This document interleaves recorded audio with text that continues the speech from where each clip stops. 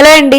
దేనికైనా భాగ్యం ఉండాలంటారు కదా. ఈ మాట ఎందుకన్నానంటే రీసెంట్ గా మా చెల్లి 16 సోమవారాల వ్రతాన్ని పూర్తి చేసుకుంది. అయితే మేము అనుకోకున్నా మా అమ్మ వాళ్ళ ఊరు వెళ్ళాము. ఆ రోజు తన భోజనాలు పెట్టుకుంటుందనే విషయం కూడా మాకు తెలియదు. కానీ ఏర్పాట్లన్నీ మేము వెళ్ళేటప్పటికే జరుగుతున్నాయి. ఇంకా మా అమ్మ మా చెల్లి ఈ 16 సోమవారాలకి ఒక్క వారమైనా ఉండలేదు కదా, లాస్ట్ వారమైనా ఉండి ప్రసాదం చెల్లించండి అంటే ఇంకా తప్పనిసరి పరిస్థితుల్లో మా పిల్లలు నేను ఉన్నాము. మా వారైతే ఆఫీస్ కి వెళ్ళిపోయారు. ఇంకా ఆ రోజు భోజనాల్లో పులిహోర, ప్రసాదం బొరులు, రైస్, సాంబారు, బంగాళదుంప కూర, ఇంకా ప్రసాదంగా రవ్వ ప్రసాదం కూడా పెట్టామండి. మా చెల్లి అనుకున్న దానికంటే ఎక్కువ మందికి భోజనాలు పెట్టుకుంది. చాలా హ్యాపీగా ఫీల్ అయ్యింది. ఇంకా భోజనాలు అయిపోయాక ఈ లింగాలను అనుపడానికి చంపవతి నది దగ్గరికి వెళ్తున్నామండి. పంతులు గారిని అడిగితే ఊర్లో ఉన్న చెరువుల్లో అనుపోద్దని చెప్పారు. అందుకే ఆటోలో అందరము బయలుదేరాము. మా పిల్లలైతే ఆడినంతసేపు ఆడి ఇంకా అందరూ పడుకుంటారు. దీన్ని సారిపల్లి వాటర్ ఫాల్స్ అని కూడా అంటారు. వర్షాకాలంలో చాలా బాగుంటుంది. చాలా మంది పిక్నిక్స్ కూడా ఇక్కడ ప్లాన్ చేస్తారు. నేనైతే మొదటిసారి వచ్చానండి. చాలా బాగా అనిపించింది. వాటర్ ఉంటే ఇంకా బాగుండేది అనిపించింది. ఇంకా మా మరిది అయితే 16 లింగాలను అనిపేసి ఇంకా స్నానం అయితే నదిలోనే చేశారు. నేను 7 శనివారాల వ్రతం ముగించిన తర్వాత మా చెల్లి 16 సోమవారాల వ్రతం మొదలు పెట్టిందండి. అప్పటి నుంచి ఇప్పటి వరకు ఎలాంటి అడ్డు ఆటంకాలు లేకుండా సక్సెస్ఫుల్ గా వ్రతాన్ని పూర్తి చేసుకుందండి. తను మొదలు పెట్టినప్పుడు చేయగలదో లేదో, చిన్నపిల్ల ఉంది, అందులో ఆఫీస్ కి వెళ్తుంది అనుకున్నాను. కానీ మనమెవరం చెప్పండి, శివానుగ్రహం ఉంటే మనం ఏదైనా చేయగలం. మీలో ఎంతమందికి ఈ నది తెలుసు అనేది తప్పకుండా కమెంట్. మరి వీడియో నచ్చితే ఒక లైక్ చేసి ప్లీజ్ సబ్స్క్రైబ్ చేయడం మర్చిపోవద్దు.